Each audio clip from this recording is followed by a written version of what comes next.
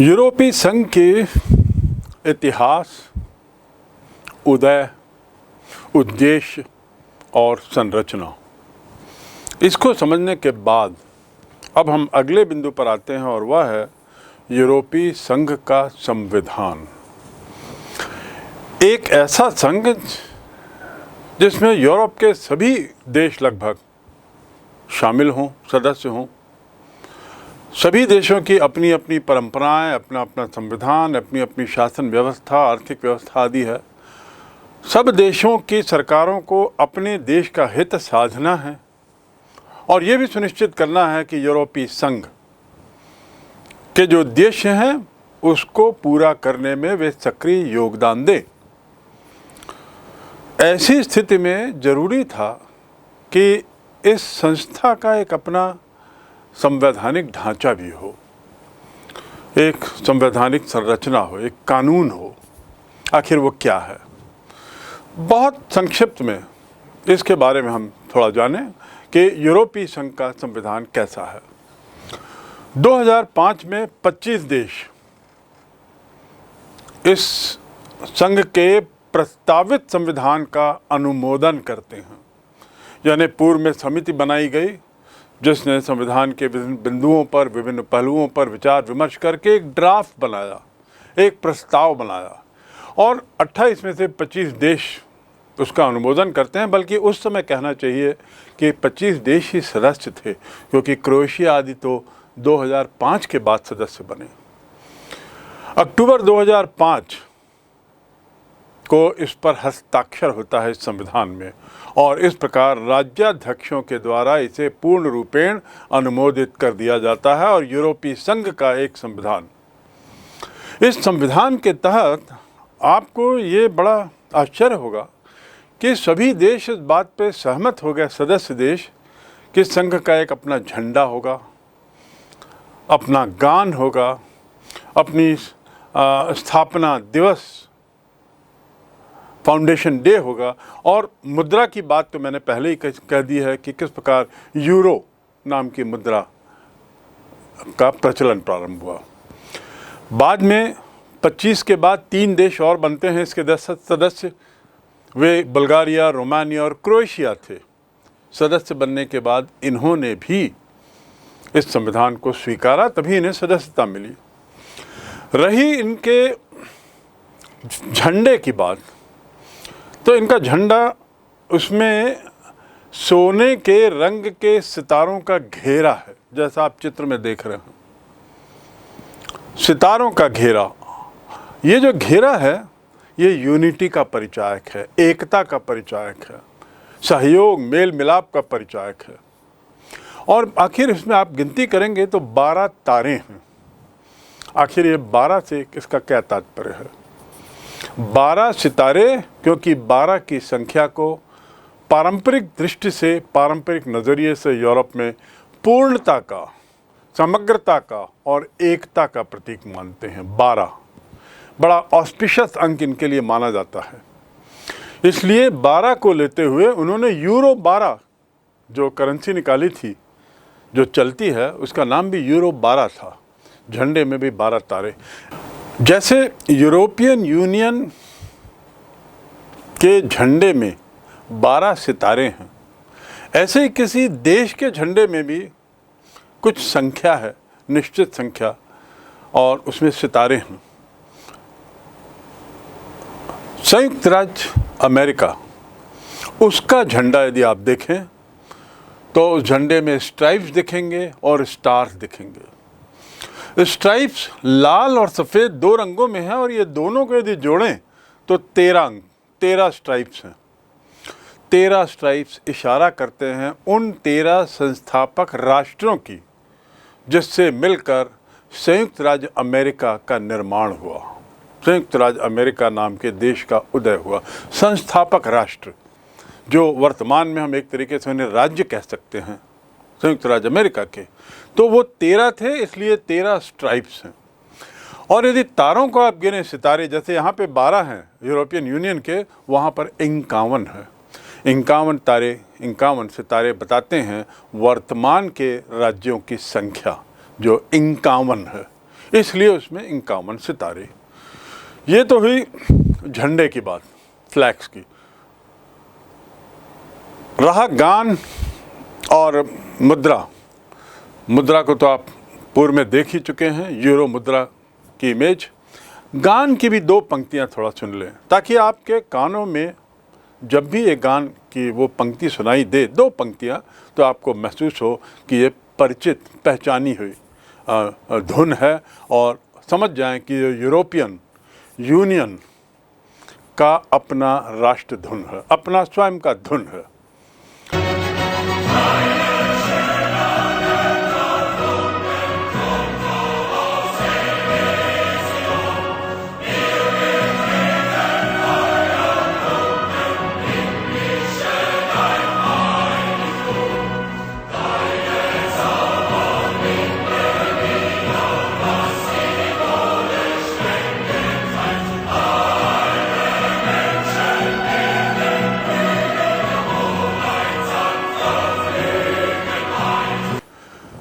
संक्षिप्त में, European union एक बहुत शक्तिशाली, बहुत महत्वपूर्ण संस्था के रूप में उभर के आई है। विश्व बाजार में यदि पूंजी की बात करें तो सोवियत संघ के बाद यूरोपियन यूनियन में शामिल देशों की जो सम्मिलित पूंजी है बहुत बड़ी है,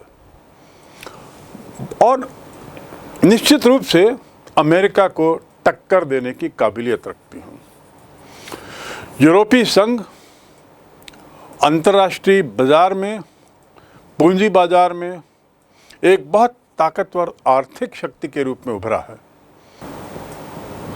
सोवियत संघ के विघटन के बाद जो घटनाक्रम हुआ, उसकी परिणति जो होती है वो इस रूप में कि अमेरिका का अब एकमात्र प्रतिद्वंद्वी नए रूप में यूरोपीय संघ के सामने आता है, सबसे बड़ी चुनौती के रूप में सामने आता है। और ये दिख भी रहा है कि आने वाले वर्षों में यूरोपीय संघ अमेरिका के लिए सबसे बड़ी चुनौती बनेगा, क्योंकि सैनिक क्षमता को छोड़कर बाकी सभी नज़रिए से, दृष्टिकोण से अमेरिका को किनारे करने की ताकत यूरोपीय संघ में है। रही बात यूरोपीय संघ की कुछ खामियों की, ऐसा नहीं है कि यूरोपीय संघ में सब कुछ अच्छा है। ऐसी जो संस्थाएं हैं जो विभिन्न विचारधाराएं, विभिन्न राजनीतिक दलों, विभिन्न देशों, विभिन्न सरकारों के जरिए बनी हैं, उसमें विवाद और विरोध होना स्वाभाविक ही है, मतभेद होना स्वाभाविक ही है। यहाँ भी कुछ ऐसी समस्याएं हैं। हम 2-4 समस्याओं की ओर थोड़ा नज़र डालें ताकि ये समझें कि किस तरह के मतभेदों के दौर से यूरोपीय संघ दिनों दिन अपने को मजबूत करते जा रहा है। पहला, विदेश और रक्षा नीतियां। जैसा मैंने प्रारंभ में कहा उद्देश्य को लेकर कि इस मामले में एक समानता का नज़रिया अपनाने का प्रयास है। दुर्भाग्य से कई बार विदेशी मामलों को लेकर और रक्षा नीतियों को लेकर कई यूरोपीय संघ के देश एक दूसरे से टकराने लगते हैं, एक दूसरे के खिलाफ हो जाते हैं। एक उदाहरण लें, पाकिस्तान, जिसका भारत से सतत रूप से झगड़ा रहा है। पाकिस्तान के साथ संबंधों को लेकर यूरोपीय संघ के सदस्य देशों के बीच में मतभेद है। कुछ देश जहां पाकिस्तान को एक अच्छा मित्र राष्ट्र मानते हैं अपने लिए और पाकिस्तान को आतंकवादी करार देने से कोसों दूर रहते हैं, वहीं यूरोपीय संघ के देशों का एक तबका भारत के पक्ष में खड़ा होता है। स्वाभाविक है ऐसी स्थिति में मतभेद उपजेंगे और समस्याएं बनेंगी। दूसरा कारण या दूसरा मुद्दा जिस पर विरोध है वह है यूरो करेंसी को लागू करने को लेकर। इसके बहुत से कारण हैं। मैंने 3 देशों के नाम आपको पूर्व में बताए थे। एक था इंग्लैंड, दूसरा स्वीडन, और इसके अलावा 3 देश आपको मिलेंगे जो करेंसी को स्वीकार नहीं कर रहे हैं। मुद्रा के मामले में मतभेद बना हुआ है। तीसरा मुद्दा मतभेद का है इराक पर अमेरिकी हमला, जिसका अन्य अध्यायों में कक्षा 11वीं और 12वीं दोनों में जिक्र किया जा चुका है बारंबार, जब अमेरिका हमला करता है तो हमले का एक ओर ब्रिटेन समर्थन करता है, वहीं दूसरी ओर जर्मनी और फ्रांस इसके सख्त खिलाफ रहते हैं, अपनी आवाज़ उठाते हैं। और ये तीनों देश यूरोपीय संघ के सदस्य हैं। तो यूरोपीय संसद में इसको लेकर काफ़ी विवाद हुआ, काफ़ी बहस हुई, और कई बार तो ये जो यूरोपियन यूनियन है उसके अस्तित्व पर भी थोड़ा खतरा मंडराने लगा था, लेकिन वो दौर निकल गया। तो ऐसे किसी मामलों को लेकर भी मतभेद कई बार सामने आए हैं। और चौथा है, जैसा मैंने बताया, करेंसी को लेकर स्वीडन और ब्रिटेन, और एक तीसरा कंट्री जो है डेनमार्क, मास्ट्रिक्ट संधि और साक्षी यूरोपीय मुद्रा, इसको अपनाने से इन्होंने अस्वीकार कर दिया। कारण विभिन्न हो सकते हैं। इस प्रकार यूरोपियन यूनियन का हमने एक गहन अध्ययन कर लिया है, संक्षिप्त में ही सही, लेकिन हम इसकी अहमियत को अब समझ चुके हैं। और एक वैकल्पिक सत्ता के रूप में इसे विश्व में अब देखा जाता है। यूरोप के सभी देशों की अपनी अपनी सरकारें हैं, लेकिन इसके अलावा एक और वैकल्पिक सत्ता भी है जो पूरे महाद्वीप का प्रतिनिधित्व करती है, वह यूरोपीय संघ। उसके बारे में इतना जानने के बाद, समझने के बाद, अब हम अगले बिंदु पर आते हैं जो इस अध्याय का अगला विषय है, और वह है ASEAN, ASEAN। ASEAN short form है association of south east Asian nations, संगठन, दक्षिण पूर्व एशियाई देशों का संगठन, उसे कहते हैं। उसका संक्षिप्त रूप है ASEAN, एशियान। एशियान जो शब्द बना है, जो कि पूरे लंबे शब्दों के ग्रुप से पहले अक्षर को लेकर बना हुआ है, उसे कहते हैं एक्रोनिम। अंग्रेजी में संक्षिप्तीकरण के लिए हर शब्द के पहले अक्षर को लेकर जब कोई सा एक नया शब्द जन्म लेता है तो वह एक्रोनिम कहलाता है। तो यहाँ एशियान जो है वो association of south east Asian Nations के पहले अक्षर का संक्षिप्त रूप है, और एक सिंगल वर्ड उसके लिए दे दिया गया है, वह है एशियान। ऐसे यूनेस्को, UNESCO, उसे हम संक्षिप्त में क्या कहते हैं, यूनेस्को, तो वो भी एक्रोनिम है। तो यहाँ एशियान भी एक्रोनिम है। तो अब हम एशियान के बारे में थोड़ा जानने की कोशिश करें। जैसे यूरोपियन यूनियन यूरोप के लिए है, यूरोप की आधारित संस्था है, एशियान जो है वो एशियाई देशों की संस्था है, और वह भी दक्षिण पूर्वी क्षेत्र के, बल्कि कहना ये होगा, अनुचित नहीं होगा, पूर्वी एशिया के देशों से मिलकर बनी हुई संस्था है। 1967 इसका स्थापना वर्ष एक तरीके से, और उद्देश्य वही जो यूरोपियन इकोनॉमिक कम्युनिटी का था, जो बाद में यूरोपियन संघ बना। आर्थिक सहयोग, सामाजिक प्रगति और सांस्कृतिक गतिविधियों में तेजी। आर्थिक, सामाजिक और सांस्कृतिक, इसका जो घोषित उद्देश्य था वो क्षेत्रीय शांति और स्थायित्व। क्योंकि ये जो छोटे छोटे देश जो दक्षिण पूर्वी एशिया में थे, शीत युद्ध के दौर में ये बहुत उलझ चुके थे। शीत युद्ध के काल में ये बड़े भुक्तभोगी रहे शीत युद्ध के परिणामों के मद्देनज़र। और जब शीत युद्ध अपने चरम पर था, उस दौरान इन राष्ट्रों के अंदर जो अनुभूति हुई, उसकी परिणति एक तरीके से कहना चाहिए एशियान के उदय के रूप में हुई। 1995 में एशियान का 5वां शिखर सम्मेलन होता है। स्थापना होती है 1967। पृष्ठभूमि में शीत युद्ध के समय की दिक्कतें कारण या पृष्ठभूमि के रूप में, और भारत भी इस दक्षिण पूर्वी एशियाई संघ का एक पूर्ण वार्ताकार भागीदार के रूप में स्वीकार कर लिया जाता है। अब पूर्ण वार्ताकार भागीदार मतलब क्या? इसका अर्थ ये है कि वो अपने सुझाव रख सकता है, गुत्थियों को सुलझाने में मदद कर सकता है, लेकिन उसमें स्वयं में हिस्सेदार नहीं होगा। वहाँ की जो भी गतिविधियाँ हैं उसमें भारत को एक बहुत अहम भूमिका निभाने का ये बड़ा अच्छा मौका मिला और भारत ने सहर्ष इस प्रस्ताव को स्वीकार किया और एशियान के देशों ने भी माना कि उनकी अपनी जो समस्याएं हैं जिसके लिए एशियान की स्थापना हुई है उसमें भारत का योगदान अमूल्य हो सकता है और इसीलिए उन्होंने भारत को आमंत्रित किया, जिसे भारत ने स्वीकार किया 1995 के 5वें शिखर सम्मेलन में। रही संस्थापक राष्ट्रों की बात, जैसा हमने यूरोपियन यूनियन के संस्थापक राष्ट्रों के बारे में जाना 6, ऐसे यहाँ पर इसके संस्थापक राष्ट्र 10 थे।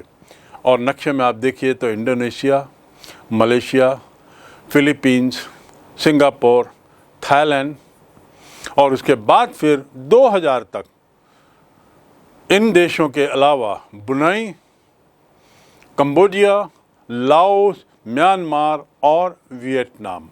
कंबोडिया को पूर्व में कंपूचिया कहा जाता था और म्यांमार वर्तमान में, बल्कि कहना उचित होगा कंबोडिया पहले था अब वो कंपूचिया है और म्यांमार पूर्व में बर्मा था अब वो म्यांमार है, पूर्व के बर्मा को है म्यांमार। तो इस प्रकार ये 10 राष्ट्र इसके सदस्य हैं और आप देखेंगे कि ये सभी राष्ट्र दक्षिण पूर्वी एशिया बल्कि पूर्वी एशिया की ओर के ज़्यादा देश हैं। इनकी संस्कृति भी एक तरीके से कुछ समानताओं को लिए हुए दिखाई देती है। इन 10 राष्ट्रों के अलावा भारत जैसे पूर्ण वार्ताकार देश के रूप में कुछ अन्य देश भी इसमें सदस्य बनाए गए हैं। उनकी संख्या है 8, जिसमें ऑस्ट्रेलिया भी है, अमेरिका भी है। इसके अलावा चीन, जापान, न्यूजीलैंड, रूस, दक्षिण कोरिया, ये सदस्य राष्ट्र वार्ताकार के रूप में इसमें शामिल हैं। कुल मिलाकर इनकी संख्या हो जाती है 18, 10 और 8 18। लेकिन जो संस्था है वो मूल रूप से 8 देशों के लिए है। अब हम आते हैं अगले बिंदु पर।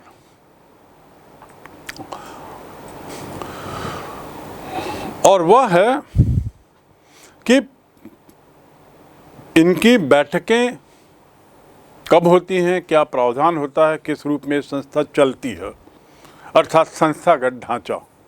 एशियान के सदस्य राज्याध्यक्षों की बैठक प्रति वर्ष होती है। मुख्यालय जकार्ता है, जकार्ता मुख्यालय। इंडोनेशिया का कैपिटल है जकार्ता और जकार्ता की स्पेलिंग पर ध्यान दें, डी से शुरू होता है जबकि उच्चारण जे से शुरू होता है। जकार्ता यहाँ इसका मुख्यालय है। आसियान भी यूरोपियन यूनियन की ही तरह समिति आधारित संस्था है, समितियों के माध्यम से काम करती है और इसकी 9 स्थायी और 8 अस्थायी समितियां हैं। ये अस्थायी समितियां किसी मुद्दों को लेकर बनाई जाती हैं और जब वे मुद्दों के उद्देश्य पूर्ण हो जाते हैं तो भंग कर दी जाती है और ज़रूरत पड़ने पर कोई सी नई अस्थायी समिति बनाई जा सकती है। वर्तमान में इसकी 8 अस्थायी समितियां हैं। आसियान देशों के जो एजेंडा है, उनके बीच का जो मुख्य मुद्दे हैं वे संख्या को लेकर, जनसंख्या विस्फोट, निर्धनता, आर्थिक शोषण और असुरक्षा, ये इनके मुख्य मुद्दे हैं। इसके अलावा कुछ और भी हैं, पर जो ऐसी समस्याएं जिनसे ये संबंधित 8 देश ग्रसित हैं और इसके अंदर उनकी समस्याएं निहित हैं, अन्य समस्याएं, वे हैं जनसंख्या विस्फोट, population explosion, poverty, economic exploitation.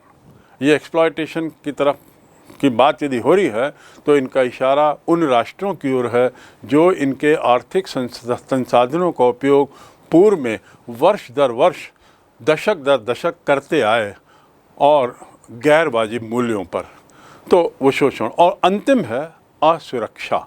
ये सब देश छोटे छोटे हैं, सैनिक दृष्टि से उतने सक्षम भी नहीं हैं क्योंकि आर्थिक दृष्टि से बड़े गरीब हैं, निर्धन हैं और इसलिए उनके पास वो क्षमता भी नहीं है कि वो बराबरी की टक्कर ले सकें अपने पड़ोसी राष्ट्रों से, जिसमें जापान है, रूस है, चीन है और देखा जाए तो भारत भी है। तो इसलिए सतत रूप से ये देश असुरक्षा की भावना से ग्रसित रहते हैं और यही 3-4 मुद्दे इनकी बैठकों का हिस्सा होते हैं।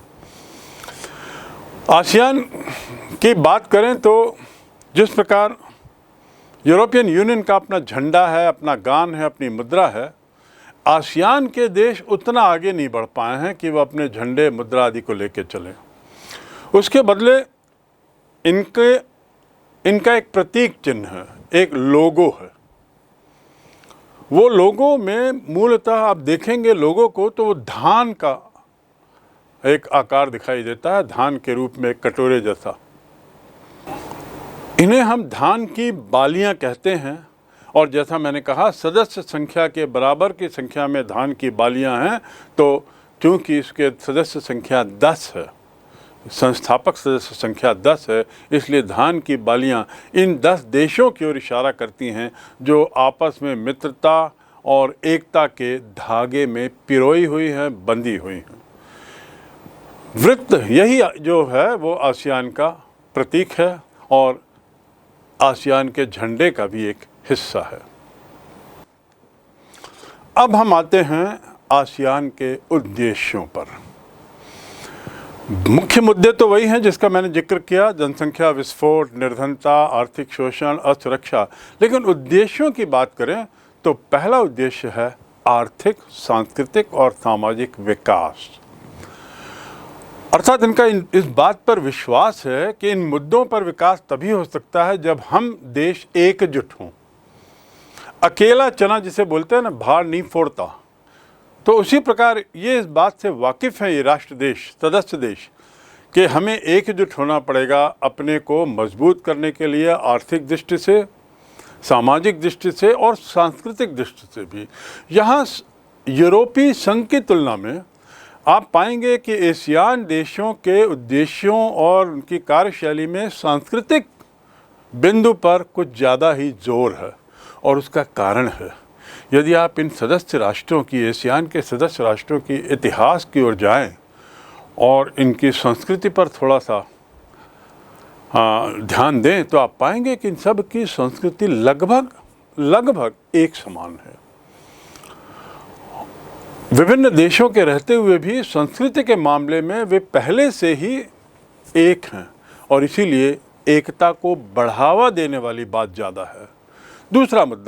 दूसरा उद्देश्य क्षेत्रीय शांति और सुरक्षा स्थापित करना, जिसका जिक्र मैं पूर्व में कर चुका हूँ कि आखिर ये सुरक्षा की बात इनके लिए क्यों इतनी मायने रखती है, क्यों इतनी अहम है।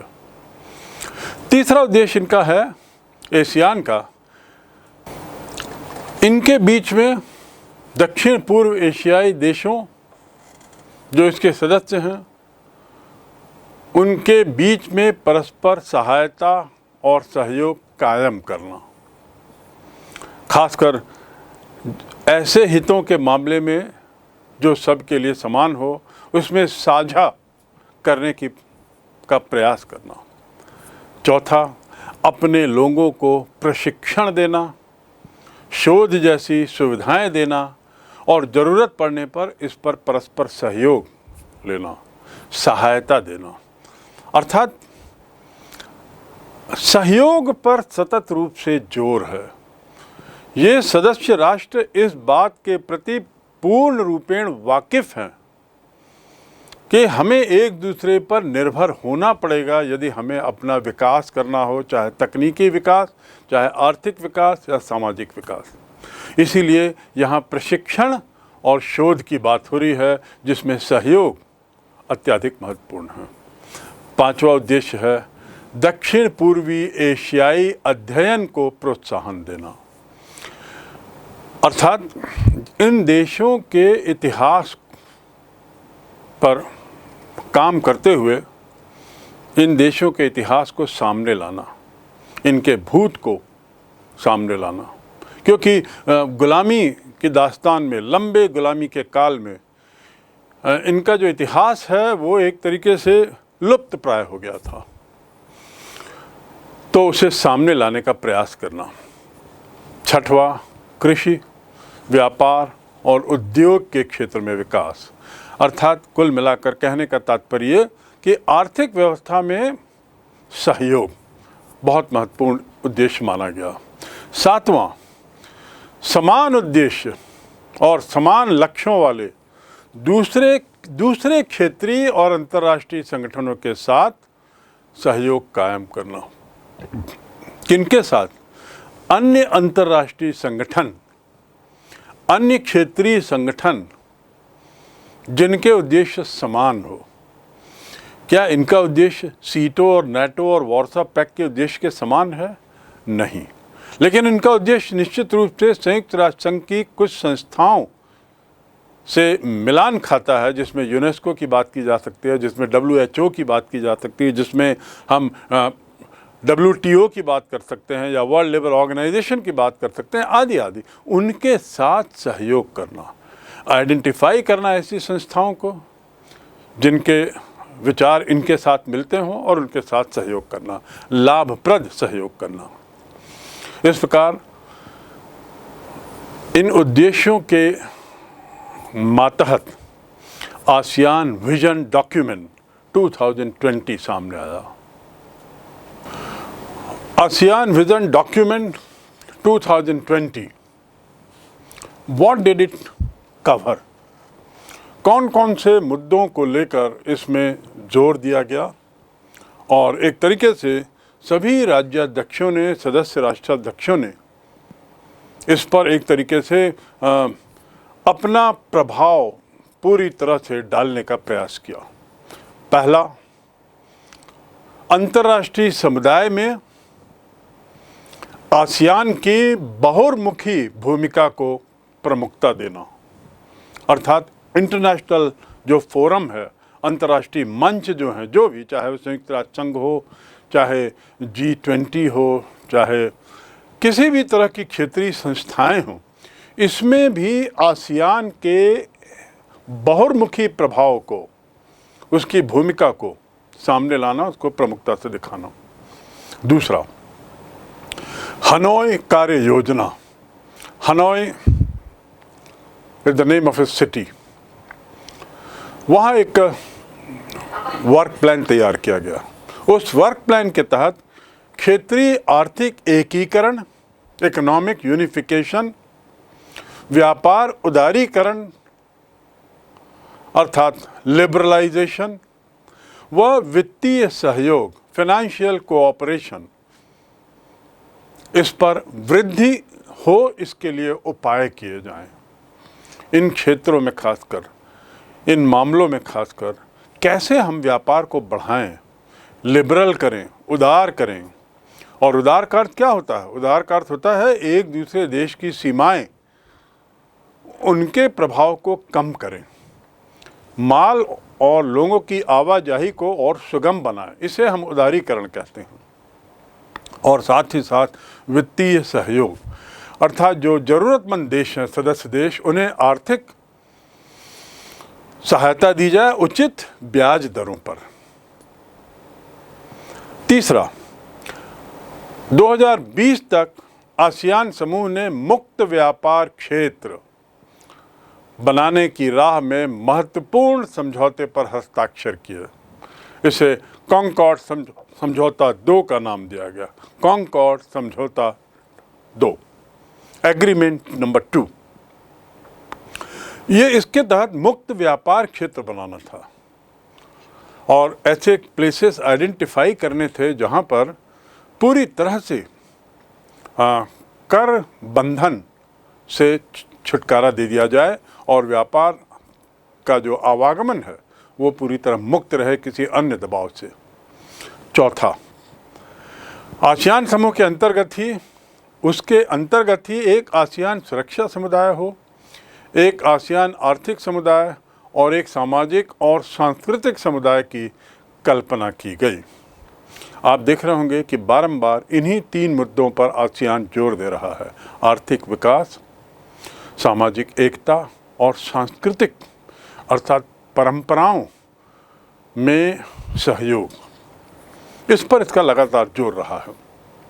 5वां, क्षेत्र के भीतर होने वाले विवाद, इन संबंधित सदस्य राष्ट्रों के बीच में यदि किसी तरह के विवाद हों, जो स्वाभाविक है, तो ऐसे विवादों का शांतिपूर्ण समाधान और आपसी सहयोग की संकल्पना, आपसी सहयोग पर जोर दिया गया।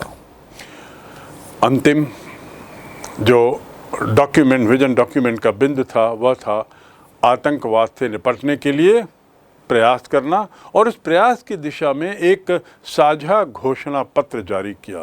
साझा घोषणा पत्र मतलब सभी सदस्य राष्ट्रों की सहमति से कुछ बिंदुओं को लेकर कुछ अनाउंसमेंट्स किए गए जिस पे सभी राष्ट्र सहमत थे। उसे साझा घोषणा पत्र कहा गया, और इसका मुख्य मुद्दा था आतंकवाद, क्योंकि दक्षिण पूर्वी एशिया के देशों में, और जिसमें भारत भी एक तरीके से शामिल है, यहाँ आतंकवाद काफ़ी गहरी पैठ बना चुका है। अब भी भारत की यदि हम बात करें तो वह भी आतंकवाद की समस्या से जूझ रहा है, बल्कि कुछ ज़्यादा ही अब आतंकवादी गतिविधियां यहाँ बढ़ गई हैं। किसी ने ठीक ही कहा है कि भारत एशियान का पश्चिमी पंख है और जापान और दक्षिण कोरिया पूर्वी पंख। आप यदि नक्शे में देखें गौर से तो आप देखेंगे कि एशियान के जो सदस्य राष्ट्र हैं वो मानो किसी चिड़िया का शरीर है, शरीर माइनस पंख, लंबाकार दिखाई देते हैं। नीचे ऑस्ट्रेलिया तक समझ लीजिए उसकी पूंछ जाती है, जबकि ऑस्ट्रेलिया सदस्य राष्ट्र नहीं है, वो वार्ताकार के रूप में, सलाहकार के रूप में अपनी भूमिका निभाता है। और इसके शरीर के दाएं और बाएं ओर कुछ बड़े महत्वपूर्ण राष्ट्र हैं जिनका मैंने जिक्र किया। तो एक ओर जहां पश्चिमी पंख भारत को माना गया है, वहीं जापान और दक्षिण कोरिया जो बहुत उभरती हुई आर्थिक ताकत है, वो उसको पूर्व का पंख की संज्ञा दी गई है। आसियान रूपी जंबो जेट को यदि उड़ना है, जंबो जेट इसलिए क्योंकि बहुत विशाल संख्या है देशों की, 8 हैं यद्यपि, पर अपने तरीके से निर्धनता के मामले में और सुरक्षा के मामले में और अन्य मुद्दों को लेकर बहुत बड़ी समस्याओं से, जंबो समस्याओं के दौर से गुजर रहे हैं। तो इस जंबो जेट को यदि उड़ना है तो उनके 2 पंखों की मदद बहुत ज़रूरी है, उनके सहयोग की बहुत ज़रूरत है, और भारत अपनी भूमिका यहाँ पर बड़े सक्षम रूप से निभा रहा है। एशियान और जो दूसरे संगठन हैं उनके बीच आपस में विभिन्न तरह का सहयोग बढ़ाने का लगातार प्रयास हो रहा है। सदस्यता भी धीरे धीरे बढ़ रही है। भारत और चीन ने भी आसियान सदस्यों के विकास में महत्वपूर्ण भूमिका समय समय पर निभाई है। जैसा मैंने बताया, रूस, चीन, जापान, कोरिया और भारत, इनसे घिरा हुआ आसियान देशों का क्षेत्र है, और लगभग सभी देश आसियान देशों की मदद को तत्पर हैं। हाँ, इसके पीछे, इस तत्परता और मदद के पीछे कुछ अन्य कारण भी हैं, जिनमें सामरिक कारण और कहना चाहिए बल्कि व्यापारिक कारण बहुत महत्वपूर्ण है। भारत के साथ ही कुछ अन्य जो महत्वपूर्ण देश हैं वो भी इसकी बैठक में भाग लेते हैं, जिसका जिक्र मैंने बताया आपको। ऑस्ट्रेलिया और अमेरिका देश भी इसके सदस्य बने हुए हैं। परंतु आसियान सदस्य राष्ट्रों के बीच दुर्भाग्य से कुछ कारणों से आपसी विवाद, आपसी झगड़े हैं, और उसकी जो जड़ है वो इतिहास में है, ऐतिहासिक दृष्टि से। और इसलिए ज़रूरी है कि ये जो विवाद के मुद्दे हैं इसे आपसी सहयोग से निपटाया जाए, आपसी सहयोग से इसको कम किया जाए, और साथ ही आसियान के सदस्य राष्ट्रों के बीच में जो इतना ज़्यादा अंतर है उसको भी कम किया जाए, क्योंकि आर्थिक विषमता किसी भी तरह के सहयोग के बीच में आड़े आती है। इसी का परिणाम है कि एक और सिंगापुर आप पाएंगे विश्व के सर्वश्रेष्ठ देशों में गिना जाने लगा है, और उसकी प्रगति जिस तीव्रता से हुई है उसके खिलाफ यदि हम मलेशिया और इंडोनेशिया की बात करें तो वे जस के तस वहीं रह गए हैं। तो आर्थिक एकीकरण की जो बात, जो इनका लक्ष्य है, उसके राह में ये विषमता, आर्थिक विषमता आड़े आ रही है। इसके अलावा ये जो क्षेत्र है, चूँकि निर्धन देशों का क्षेत्र है, चूँकि सामरिक दृष्टि से महत्वपूर्ण क्षेत्र है, इसलिए जो शक्तिशाली राष्ट्र हैं, जो मजबूत देश हैं, बड़े राष्ट्र हैं, महाशक्तियां हैं, इनकी नज़र हमेशा यहाँ रहती है और किसी न किसी तरीके से साम दाम दंड भेद से ये इन राष्ट्रों के द्वीपों को हथियाने का प्रयास करते रहते हैं, यहाँ पर अपना बेस बनाने का प्रयास करते रहते हैं, सैन्य बेस बनाने का, और इसको लेकर भी सदस्य राष्ट्रों के बीच में जब तब विवाद होते रहता है। बड़े राष्ट्रों का हस्तक्षेप, राजनीतिक सैन्य सहयोग और इनकी अपनी राजनीतिक विभिन्नताएं, आर्थिक विषमता के अलावा भी ऐसे कारण ये हैं जो एशियान को यूरोपियन यूनियन जैसा मजबूत बनाने के रास्ते में बाधा बन रहे हैं। लेकिन फिर भी विषमताएं तो अपनी जगह हैं, अंतर विरोध भी अपनी जगह हैं, लेकिन यदि चाहें तो समाधान निकल सकता है। दक्षिण पूर्वी एशिया के देशों ने इसका समाधान धीरे ही सहित लेकिन सतत रूप से निकाला है और इसमें काफ़ी कुछ सफल भी हुए हैं। यूरोपियन यूनियन, यूरोपीय संघ और आसियान, दूसरी संस्था भी जो एक वैकल्पिक संस्था के रूप में है, वैकल्पिक सत्ता के रूप में है, उसका भी हमने अध्ययन किया और कमोबेश अब हम स्थिति में हैं कि यूरोपियन संघ और एशियान की तुलना करके हम अब समझ सकते हैं कि एशियान किन क्षेत्रों में मजबूत है, इसके उद्देश्य किस प्रकार यूरोपीय संघ से भिन्न हैं और क्यों ये यूरोपीय संघ की तुलना में कमज़ोर है और उसके लिए क्या क्या आवश्यकताएं हैं। ये समझने के बाद अब हम थोड़ा जाने भारत का एशियान से क्या संबंध रहा है। मैंने पूर्व में जिक्र किया कि भारत इसका पूर्ण वार्ताकार सदस्य है और सतत रूप से उसने एशियान सदस्यों को विभिन्न रूप से मदद भी की है समय समय पर, और इस बात को एशियान के सदस्य राष्ट्र मानते हैं। लेकिन भारत के लिए एशियान इसलिए भी महत्वपूर्ण है क्योंकि भारत के पड़ोसी क्षेत्र हैं और भारत की संस्कृति का प्रभाव और उन देशों की संस्कृति का प्रभाव भी भारत पर है। यदि भारत की निकटता की हम बात करें तो मन से, दिल से और सांस्कृतिक दृष्टि से भारत एशियान सदस्य राष्ट्रों के काफ़ी निकट है। लेकिन हाँ, आर्थिक मामलों में भारत की निकटता यूरोपीय संघ से काफ़ी है क्योंकि यूरोपीय संघ जो है वो मूल रूप से आर्थिक मुद्दों पर, तकनीकी मुद्दों पर बहुत ज़्यादा प्रभावशाली। जैसा मैंने शुरू में बताया एशियान के संबंध में कि भारत के पारंपरिक संबंध एशियान सदस्यों के साथ रहे हैं, ऐतिहासिक संबंध रहे हैं, प्रगाढ़ रहे हैं। और इतिहास की ओर यदि झांकें तो अंगकोर वाट, जो विश्व का सबसे बड़ा हिंदू मंदिर माना जाता है, वो कंपुचिया में स्थित है। तो हिंदू सभ्यता का वहाँ काफ़ी प्रभाव।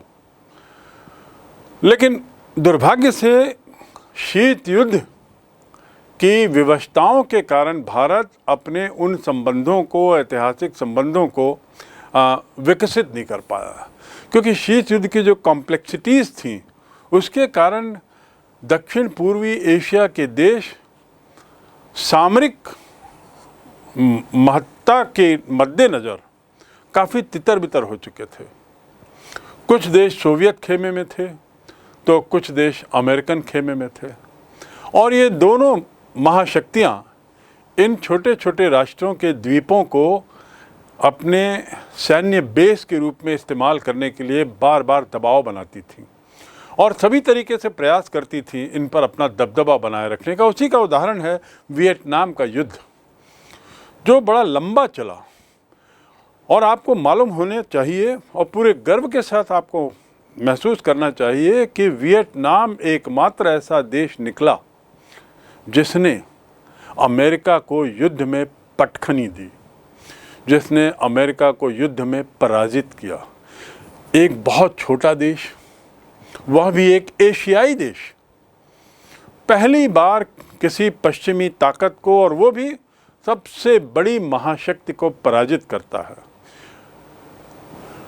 हद तो तब हो गई जब अमेरिका चुपचाप पराजय को घोषित किए बिना चुपचाप वियतनाम से निकल जाता है।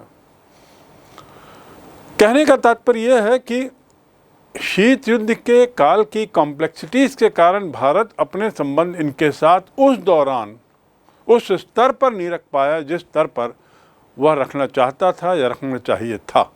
लेकिन स्थितियां बदलती हैं सोवियत संघ के विघटन के बाद, जब साम्यवादी विचारधारा बनाम पूंजीवादी विचारधारा का झगड़े का तनाव कम होता है। 1991 में शीत युद्ध समाप्त होता है और 1992 आते ही भारत के तत्कालीन प्रधानमंत्री नरसिम्हा राव पूर्व की ओर देखो की विदेश नीति के तहत इन राष्ट्रों का दौरा करते हैं, इस क्षेत्र का दौरा करते हैं और भारत एशियान का वार्ताकार सदस्य बन जाता है। 2002 में भारत और एशियान के देशों के बीच में वार्षिक शिखर सम्मेलनों की शुरुआत होती है। अर्थात सभी एशियान सदस्य मानते हैं कि भारत में वो कुवत है कि वो एशियान के सदस्य राष्ट्रों के विकास में अपनी महत्वपूर्ण भूमिका निभा सके, और इसीलिए ये तय किया गया कि प्रतिवर्ष शिखर वार्ता होगी।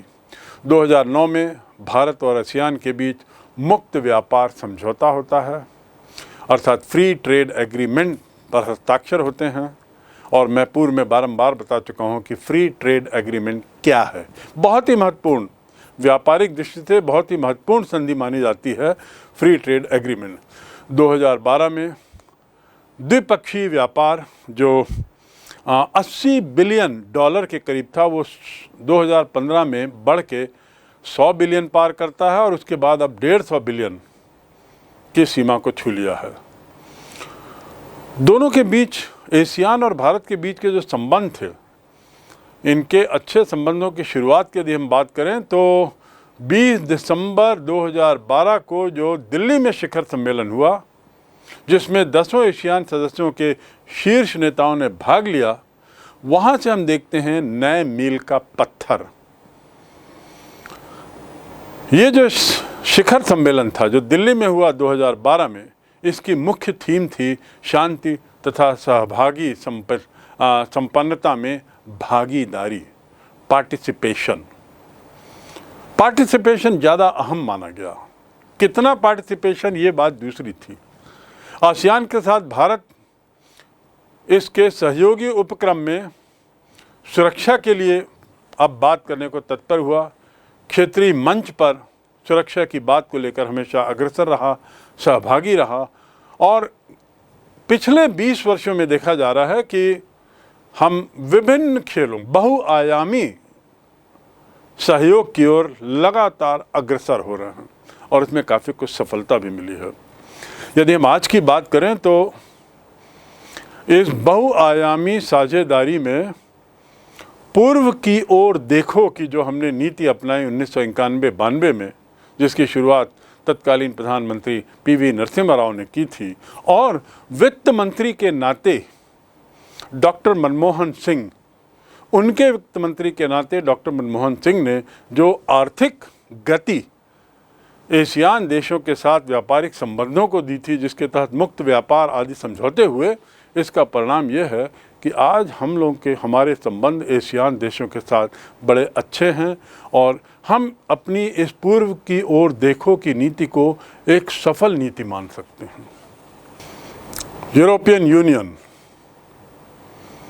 एशियान, भारत और एशियान, आखिर भारत और यूरोपीय संघ क्यों नहीं? भारत और एशियान इसलिए क्योंकि एशियान के देश भारत के पड़ोसी हैं, बहुत निकट हैं, हमारी सीमाओं पर हैं, इसलिए भारत के इनके संबंध काफ़ी मायने रखते हैं।